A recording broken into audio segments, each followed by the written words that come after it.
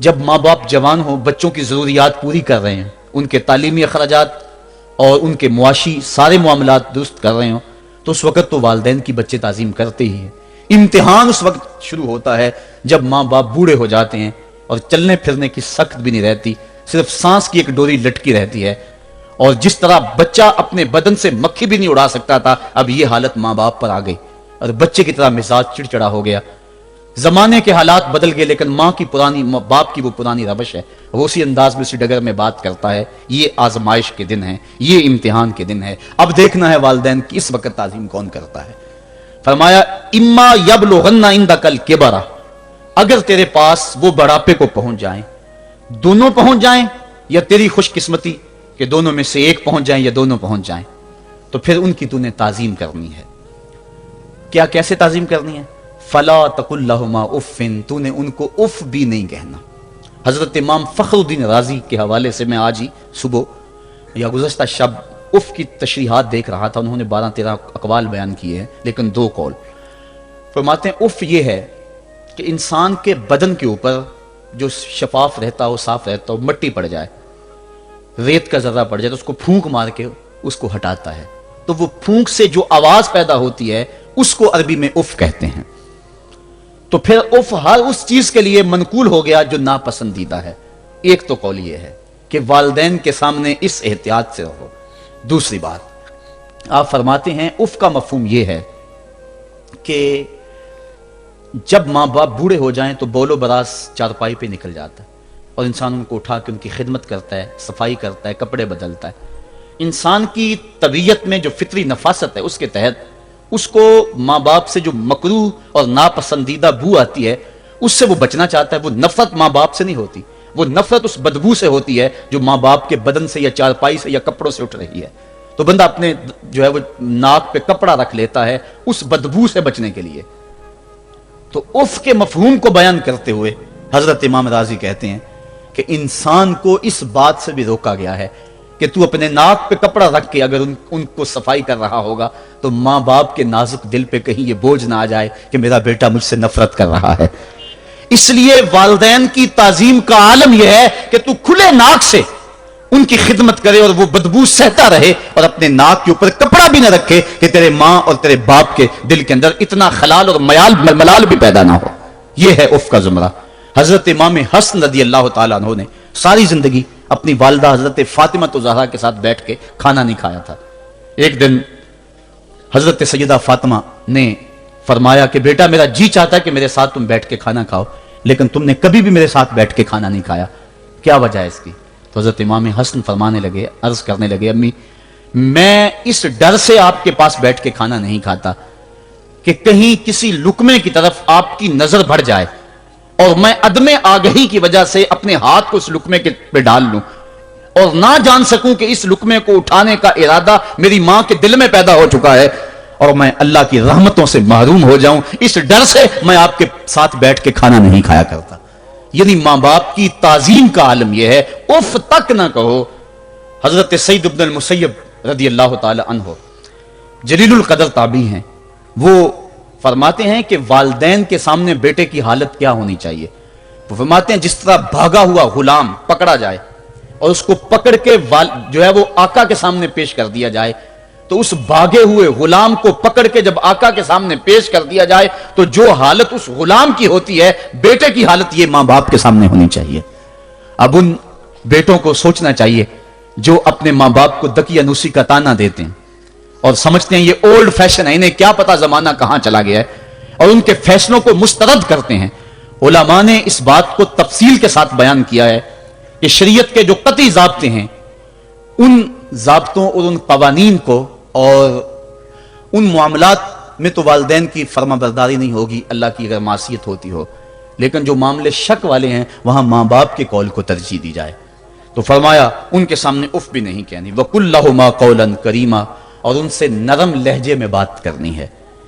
وَاخْفِضْ لَهُمَا جَنَاحَ الذُّلِّ مِنَ الرَّحْمَةِ، اور ان سے بات اور ان کے لیے اپنے بازو بچھا لینے ہیں نرم دلی کی وجہ سے، نرمی کی وجہ سے۔ جب جانور زمین کی طرف رخ کرتا ہے اوپر سے نیچے کی طرف آتا ہے تو اپنے پروں کو سکیڑ لیتا ہے، تو اس کے لیے یہ لفظ بولے جاتے ہیں वख्फिज लहुमा जनाह। तो अल्लाह ताला फरमाया जिस तरह वो जानवर इज्जत से अपने बाजू सकेड़ लेता है और फैलाता नहीं है, वालिदैन के सामने तेरी अकड़, तेरा ओहदा, तेरा मनसब, तेरी शाने, तू बड़ा ऊंचा है, लोग तुझे सलूट करते हैं, तेरे हाथ चूमते हैं, तुझे सलाम करते हैं, ऊंची कुर्सियों पे तू बैठता है, लेकिन वो सब वहां छोड़ दे और मां के कदमों में आजिज बन के बैठ जा, बाप के कदमों में आजिज बन के बैठ जा। वहां अपनी उस किसी चीज का लिहाज रख, परिंदा ऊपर कोड़े तो पर खोले, लेकिन जब नीचे आए तो परों को समेट ले। तेरा ओहदा, तेरा मनसब बाहर रहे, जब मां बाप के पास आए उस वक्त तू मुअद्दब गुलाम की सूरत में अपने वालिदैन के सामने खड़ा। वकुल रब्बिरहमहुमा कमा रब्बयानी सगीरा। और अगला हक ये बयान फरमाया कि अल्लाह की बारगाह में अर्ज कराया, अल्लाह मेरी मां पर भी और मेरे बाप पर भी रहम फरमा दे, जिस तरह मैं छोटा था और मेरे ऊपर उन्होंने रहम फरमाया। इंसान मां बाप के हक दे ही नहीं सकता। हुजूर ने इरशाद फरमाया कि इंसान मां बाप के हक नहीं अदा कर सकता इल्ला ये कि उनको गुलाम पाए और खरीद कर आजाद कर दे, उसके अलावा कोई सूरत ऐसी नहीं है। एक शख्स ने हुजूर की खिदमत में हाजिर होकर अर्ज किया, हुजूर मैं अपने वालिदैन की बड़ी खिदमत की है। इसको इमाम हक्की ने लिखा है। और जिन मराहल से मैं गुजरता रहा हूं उन मराहल से मेरे मां बाप गुजरे हैं और मैंने उनकी खुद खिदमत की है। आज बेटे बीवियों पे काम छोड़ देते हैं कि बीवी खिदमत करेगी। एहसान दानिश कहता है कि मैंने अपनी बीवी को हाथ नहीं लगाने दिया, मैंने कहा मेरे मां बाप है, ये खिदमत और कोई हासिल क्यों करे, ये तो मैं हासिल करूंगा। तो सारी खिदमत मैंने खुद की। जिस तरह उन्होंने नवाले तोड़ तोड़ के मेरे मुंह में डाले, मैंने भी हुजूर ऐसे किया। जिस तरह मेरे लिए मेरी माँ रात जागती रही, मैं भी अपनी माँ के लिए जागता रहा। जिन जिन मराहल से मेरे लिए वो गुजरे थे, इत्तेफाकन मेरे हालात, मेरे माँ बाप के हालात ऐसे पैदा हो गए कि मैंने उसी तरह अपने माँ बाप की परवरिश की है और मैं अपने माँ बाप की जो है वो मैंने खिदमत की है। तो क्या मैंने अपनी माँ का, अपने बाप का हक अदा कर दिया है? तो हुजूर ने इरशाद फरमाया, तूने ऐसे ही खिदमत की होगी, लेकिन जब तेरी खिदमत तेरी माँ करती थी तो साथ साथ तेरी जिंदगी की दुआएं मांगती थी। और जब बाप बूढ़ा हो गया था, मां बूढ़ी हो गई थी, आजाद शल हो गए थे, फालिज में मुब्तला थे, तो उनके लिए जिंदगी की दुआएं तो नहीं मांगता था। तू तो ये कहता था अल्लाह इन्हें पर्दा दे दे। तेरी मां ने तो कभी तेरे लिए पर्दा नहीं मांगा था। बेटा लूला हो, बेटा लंगड़ा हो, मां कभी नहीं कहती बेटे को डॉक्टर जवाब दे दे। मां कभी नहीं कहती कि मेरे बेटे को अल्लाह पर्दा दे दे। मां यही कहती है मालिक मुझे ले ले, मेरे बेटे को जिंदगी दे दे। मैं सब कुछ बेच देती हूं, अपना जेवर बेच देती हूं, मेरे बेटे की सेहत बच जाए, मेरे बेटे की जिंदगी बच जाए। मां की मौजूदगी में कोई कह भी नहीं सकता। बाप के लिए तो कह दे, मां के लिए तो कह दे बड़ी तकलीफ है तेरे बाप को, बड़ी तकलीफ है तेरी मां को, अल्लाह करे अब पर्दा ही अता कर दे। खुद नहीं कहता तो किसी से ये सुन सकता है बंदा, लेकिन मां सुन सकती है कोई कहे अल्लाह तेरे बेटे को पर्दा दे दे। तो फरमाया जब वो तेरी खिदमत करते थे तो वो तेरी जिंदगी की दुआएं मांगते थे, और जब तू खिदमत करता था तेरे दिल में उनके पर्दे की आरज़ू थी। फरमाया तू जितनी मर्जी खिदमत की है, मां की खिदमत का बदल कैसे हो सकता है? तो मां बाप की खिदमत इंसान कर ही नहीं सकता, तो फिर क्या करे? अर्ज करे अल्लाह मैं तो खिदमत नहीं कर सकता, तू इनके ऊपर रहम फरमा दे। मां बाप के लिए दुआ करे। उलमा ने यहां बयान फरमाया मां काफिर हो तो फिर भी दुआ करे, बाप काफिर हो तो फिर भी दुआ करे, मोमिन हो तो फिर भी दुआ करे, गुनाहगार हो फिर भी दुआ करे, नेकोकार हो फिर भी दुआ करे, दुआ ना छोड़े। हजरत अबू हुरैरा रज़ियल्लाहु ताला अन्हु फरमाते हैं मेरी मां काफिरा थी और मैं हुजूर का गुलाम, और मां हर वक्त अपनी धुन में और मैं अपनी धुन में हूं। हजरत अबू हुरैरा के भाई कोई नहीं है, बाप फौत हो गए हैं, बहन कोई नहीं है, अभी शादी भी नहीं हुई, दुनिया पे रिश्ते कोई नहीं सिवाय मां के। घर आते हैं तो मां से बात करनी होती है, जो सुन के आते हैं मां से वो दुख खोलना होता है, बात करनी होती है, हुजूर की बातें सुनानी होती हैं। लेकिन मां है इत्तेफाक से काफिरा है, हुजूर की बात वो सुनना गवारा नहीं करती। हजरत अबू हुरैरा को और बात आती कोई नहीं, वो तो करते ही हुजूर की बातें। एक दिन हुजूर की बात छेड़ी, मां की जुबान से कोई जुमला ऐसा निकला जो सख्त था, गवारा ना हुआ, छोड़ दिया घर को। मां तेरी अजमत को सलाम, लेकिन रसूलुल्लाह के मुकाबले में तेरी कोई शान नहीं है। घर से निकले, लेकिन निकले तो पांव डगमगा रहे थे कि दुनिया पे एक ही रिश्ता था वो भी जाता रहा। चंद कदम चले तो दिल में ख्याल आया सारे दुखों का जो मदावा करता है मैं उस आका की बारगाह में ये दुखड़ा क्यों ना बयान कर दूं। दरिया रहमत जोश में था, वो दिलों की हालतें बूझ लेने वाले आका ने पूछा अबू हुरैरा क्या है? अर्ज की हुजूर मेरी मां की हिदायत के लिए दुआ कर दो। ये कहा फूट फूट के रोने लगे। हुजूर ने फौरन हाथ उठा दिए और मुस्लिम के लफ्ज हैं अल्लाह महदे उम्मा अबी हुरैरा था, है अल्लाह अबू हुरैरा की मां को हिदायत अता कर दे। बस ये बात सुनी हजरत अबू हुरैरा का चेहरा खिल उठा, अपने घर को दौड़ लगा दी। कोई रास्ते में मिला, कहा अबू हुरैरा इतनी तेज तो तुम कभी नहीं दौड़ते थे, आज क्या हुआ? इतनी तेज तेज क्यों दौड़ रहे हो? کہا آج ہی تو دیکھنا چاہتا ہوں کہ گھر پہلے میں پہنچتا ہوں یا میرے آقا کی دعا پہلے پہنچتی ہے. حضرت ابو ہریرہ فرماتے ہیں جب میں گھر پہنچا تو دروازہ بند تھا. میں نے دستک دی, اندر سے آواز آئی, بیٹا ٹھہرو میں آتی ہوں. کہا اس لہجے کو جان گیا, اس میں محمد کی بولی بول رہی ہے. کہا تھوڑی دیر کے بعد میری ماں آئی. تازہ غسل کی وجہ سے اس کے بالوں سے پانی کے قطرے ٹپک رہے تھے اور میری ماں زنجیر کھول رہی تھی, اس کے لبوں پہ شہادت کا کلمہ جاری تھا. تو والدین کے لیے مغفرت کی دعا کرتے رہیں, والدین کی بخشش کی دعا کرتے رہیں. والدین جب دنیا پہ ہوتے ہیں تو اللہ کی رحمت کا گھنا سایہ ہوتے ہیں, لیکن جب دنیا سے چلے جاتے ہیں ان کی قبر سے بھی فیض ملتا ہے اور سکون اور طمانینت ملتی ہے.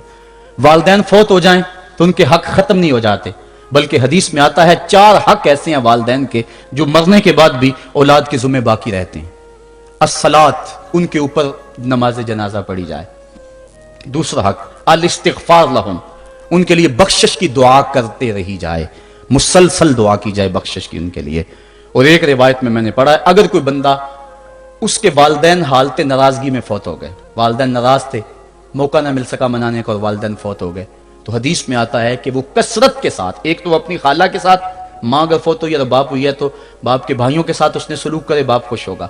دوسرا کثرت کے ساتھ اپنے والد کے لیے استغفار, والدہ کے لیے استغفار کرتا رہے. جب کثرت سے استغفار ہوتا رہے گا تو اس کے والدین راضی ہوں گے, اللہ اس کے گناہ کو معاف فرما دے گا. دوسرا حق والدین کا یہ ہے استغفار لہم, ان کے لیے بخشش کی دعا کی جائے, حدیث میں آتے ہیں. تیسرا حق بر الاصدقاء, ماں کی سہیلیوں, بہنوں اور رشتہ داروں کے ساتھ, اور باپ کے دوستوں, بھائیوں اور رشتہ داروں کے ساتھ اس نے سلوک کیا جائے.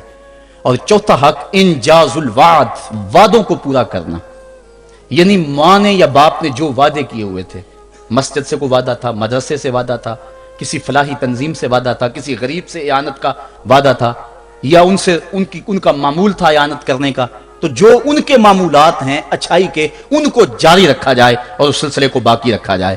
تو یہ 4 حق ایسے ہیں جو والدین کے مرنے کے بعد بھی اولاد کے ذمہ باقی رہتے ہیں. والدین اللہ کی بہت بڑی نعمت ہے.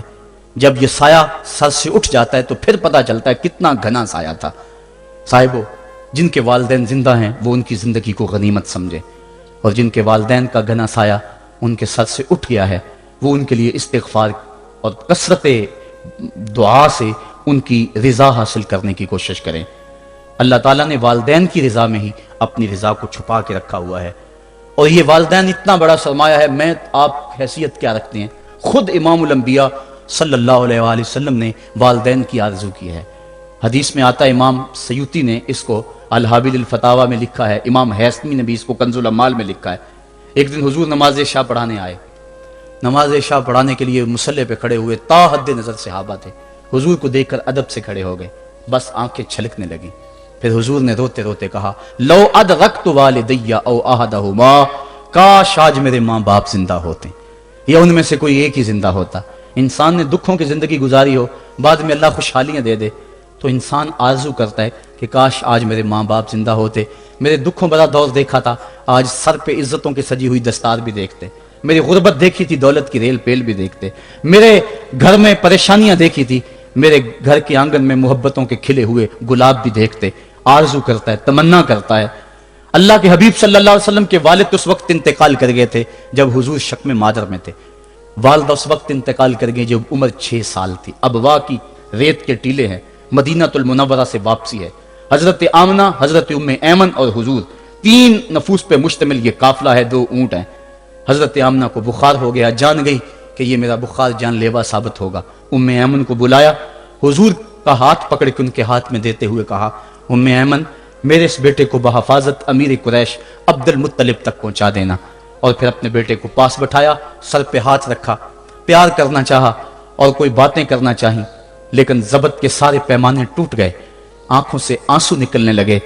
بیوہ ماں نے جب اپنے در یتیم کے سر پہ ہاتھ رکھا تو پھر عرب کی ریت کے ذرے بھی رونے لگے. سیدہ آمنہ نے روتے ہوئے چند جملے کہے جو ابن حشام نے محفوظ کیے. کہا, بیٹا ہر نئی چیز نے پرانی ہو جانا ہے اور ہر باقی نے فنا ہو جانا ہے. میں بھی جا رہی ہوں بذکری باک, لیکن میرا ذکر نہیں مٹے گا. وَوَلَدْتُ طُهْرًا, اس لیے کہ تیرے جیسا پاکیزہ بیٹا چھوڑ کے جا رہی. جن ماؤں کے بیٹے اتنے اچھے ہوں ان ماؤں کا تذکرہ نہیں مٹا کرتا. یہ جملے کہے اس کے بعد حضرت آمنہ نے آنکھیں بند کر لیں. حضور علیہ الصلوۃ والسلام اپنی ماں کے جسد پہ پھوٹ پھوٹ کے روئے. ریت کے ٹیلے میں ماں کی تدفین کی, اوپر مٹی انڈھیل دی, آنسوں کا چھڑکاؤ کیا. آج ہو بھی کیا سکتا تھا, مدینہ تو رسول میں حضور کی والدہ فوت ہوتی تو آقا کریم کے لیے, ماں کے لیے کتنے صحابہ جنازے میں آتے, کتنے لوگوں کا ہجوم ہوتا, جنت سے فرشتے بھی پھول لے کر آتے. لیکن آج نہ کوئی جنازے میں شامل ہے. وہ کیا کسی نے کہا تجھے کن پھولوں سے ہم کفن دیں, تو جدا ہی ایسے موسموں میں ہوا جب درختوں کے ہاتھ پھولوں سے خالی تھے. حضور آنسوؤں کا چھڑکاؤ کیا اور ام ایمن کے ساتھ چمٹ کے بیٹھ گئے, اور حضرت ام ایمن نے جناب عبد المطلب تک پہنچایا. اور 8 سال کی عمر تھی کہ عبد المطلب رضی اللہ تعالیٰ عنہ کا بھی انتقال ہو گیا. ابن حشام نے لکھا ہے جب امیر قریش کا جنازہ اٹھا تو پورا مکہ امڈ آیا, اور ایک بچہ تھا جس کی عمر 8 سال ہوگی, وہ کبھی اس دیوار سے لگ کے روتا تھا, کبھی اس دیوار کے ساتھ لگ کے روتا تھا. پھر شاب ابی طالب کی سختیاں بھی جھیلی, عام الحزن کا غم بھی کاٹا, طائف کے بازاروں میں پتھر بھی کھائے, پتے کھا کھا کے بھی گزر اوقات ہوا, مکے کے بازاروں میں اجریاں بھی ڈالی جاتی رہیں, کھدے ہوئے گڑوں کا سامنا بھی کیا, بچھے ہوئے کانٹوں سے بھی گزرنا پڑا. لیکن آج وہ وقت ہے کہ اللہ نے حکم صادر کر دیا, پتھر مارنے والے سن لیں, کانٹے بچھانے والے سن لیں, راہ میں گڑے کھودنے والے سن لیں, میرے نبی کی آواز سے اب تو آواز بھی اونچی نہ ہونے پائے. عمر کا سرمایہ ضائع کر دوں گا, تمہارے نامہ اعمال میں ایک نیکی بھی نہیں رہے گی. اگر نبی سے ملنا چاہتے ہو ڈائریکٹ نہ آ جاؤ, پہلے گھر جاؤ, پھر کوئی چیز لو, پھر بازار جاؤ, کوئی فقیر ڈھونڈو, اس کو صدقہ کرو, پھر میرے نبی کی چوکھٹ پہ آؤ, تمہیں پتا چلے کس چوکھٹ پہ آ رہے ہیں. ادب کے ضابطے سکھائے, خبردار نبی کے دروازے پہ اونچی آوازیں نہ لگانا, بلکہ نبی کی چوکھٹ پہ آ کے بیٹھ جاؤ. نبی اپنی مرضی سے آئے تو اپنے دل کی حاجت کہہ لو. قرآن اتر چکا ہے, ادب کی آیتیں نازل ہو چکی ہیں. آقا کریم گھر سے نکلے, صحابہ ادب سے کھڑے ہو گئے. حضور کی نظر پیچھے پلٹ کے 6 سال کی عمر میں ابوا کی ریت کے ٹیلوں میں گردش کرنے لگی, اور پھر آقا نے روتے روتے فرمایا کاش آج میری ماں زندہ ہوتی اور میں لوگوں کو نماز عشاء پڑھا رہا ہوتا اور اس میں سورہ فاتحہ کی تلاوت کر رہا ہوتا, پھر میری ماں کو میرے ساتھ کوئی کام یاد آ جاتا. میری ماں دروازے کی چلمن کو سرکا کے کہتی ابنی محمد, میرے بیٹے محمد میری بات سنو. فرمایا لوگوں میں اپنی نماز توڑ کے پہلے ماں کی بات کو سن لیتا. یہ ماں ہے جس کی محبت کو مصطفیٰ کریم نے بھی محسوس کیا ہے. اونچی مسندوں پہ بیٹھنے کا وہ مزہ نہیں جو ماں کے قدموں میں بیٹھنے کا مزہ ہے. اور وہ کیا کہا تھا خورشید گیلانی نے, وہ کہتا ہے کہ 5 سٹار ہوٹلوں میں کھانا کھانے میں وہ لطف کہاں جو چولہے پہ پاس بیٹھ کے ماں کے ہاتھوں سے پکی ہوئی چپاتیاں کھانے میں مزہ ہے. اور عالی جناب حضرت صاحب اور اعلیٰ اور بھاری اور بھرکم لفظ سننے میں اور گارڈ آف آنر کا معائنہ کرنے میں وہ لذت کہاں ہے جو ماں کے اوئے ببلو کہنے کے اندر رکھا گیا ہے. ماں جب بولتی ہے تو اس کے لہجے میں جبریل بولتا ہے. ماں جب مسکرا کے دیکھ لیتی ہے تو لگتا ہے جنت کی ساری کلیاں کھل اٹھی ہیں. ایک شخص نے سین حرم میں اپنی ماں کو اپنے کندھوں پہ سوار کرا کے طواف کروایا اور پھر حضور کی خدمت کے پاس میں حاضر ہوا. عرض کی حضور میں نے کہ اپنی ماں کا حق ادا کر دیا ہے. کہا تو اس کی ایک مسکراہٹ کا بدل نہیں دے سکا. ماں جب مسکراتی ہے تو اس کے لہجے میں اتنی مٹھاس ہوتی ہے, میں کہتا ہوں ساری دنیا کے شہد نچوڑ دیے جائیں اتنی محبت پیدا نہیں ہوتی جتنی محبت ماں کے لہجے میں ہے. جب وہ بیٹے کو اوے ببلو اوے مٹھو کہہ کے پکارتی ہے, اوے بیٹا کہہ کے پکارتی ہے, آواز دیتی ہے, تو ماں کے لہجے کے اندر وہ رس گل رہا ہوتا ہے کہ حوریں بھی آفرین آفرین کر رہی ہوتی ہیں. ماں کے بے ادب ہاتھ جوڑ کے ماں سے معافی مانگ لیں, باپ کے گستاخ ہاتھ جوڑ کے باپ سے معافی مانگ لے. یہ سرمایہ زندگی میں نہیں ملے گا. عموماً قدر نعمت زوال نعمت کے بعد ہوتی ہے. آؤ ماں باپ کی قدر کو پہچانیں اور اللہ کی رحمتوں کو لوٹیں. علامہ اقبال کی جب والدہ فوت ہوئی تو وہ پھوٹ پھوٹ کے روئے. جوان ہونے کے باوجود ان کی آنکھوں سے آنسو نہیں تھمتے تھے اور پھر روتے روتے کہتے تھے وطن میں ہوگا اب کس کو میرا انتظار, کون میرا خط نہ آنے سے رہے گا بے قرار. آرزو لے کے تیری خاک کے تربت پہ آؤں گا, اب دعائے نیم شب میں کس کو میں یاد آؤں گا. کون پچھلے پہر اٹھ کے دعا کرے گا, ماں ہی دعا کرتی ہے. ماں کے جب ہاتھ اٹھ جاتے ہیں تو اجابت کے سارے دروازے کھل جاتے ہیں. ماں جب بولتی ہے اور دعا کے لیے ہاتھ اٹھا دیتی ہے, اللہ رحمت کے سارے دروازے کھول دیتا ہے اور قریب آ کے ماں کی فریاد کو سنتا ہے. ماں کی دعا جو اولاد کے حق میں ہے, مظلوم کی دعا اور مسافر کی دعا, حدیث میں آتا ہے یہ 3 دعائیں ایسی ہیں جو رد نہیں ہوتی. تو ماں کی دعائیں لیں, ان کی خدمت کریں اور والدین کی رضا چاہیں. اللہ مجھے آپ کو توفیق عمل نصیب فرمائے. وآخر دعوانا الحمدللہ رب العالمین.